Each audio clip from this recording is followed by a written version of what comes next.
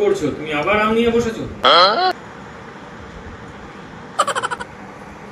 সকালে আম, দুপুরে আম, রাতে আম, সবসময়ই আম খাবে। আমের সিজন বলে কি সবসময় আম খাবে? তো কি হয়েছে, একটু সিজনেবল ফল খেতে হয়, সিজনাল ফল খাওয়া ভালো। এখন থেকে না ডায়েটটা মেনটেন করো। এখন থেকে ডায়েটটা মেনটেন করলে না সুগার, কোলেস্ট্রল, ফ্যাট এগুলো সবই কন্ট্রোলে থাকবে। তাহলে একবার যদি সুগার স্পাইক করে যায় না, তখন আম খাওয়া বেরিয়ে যাবে। হোয়াট?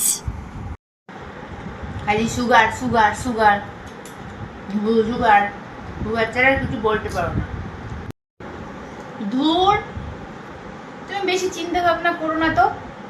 বেশি চিন্তা ভাবনা করলে আরো রোগ বাড়বে। চোখ বন্ধ করে যেটা পাবো সেটা খাবো।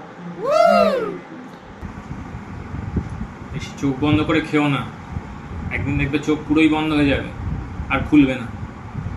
কি করে?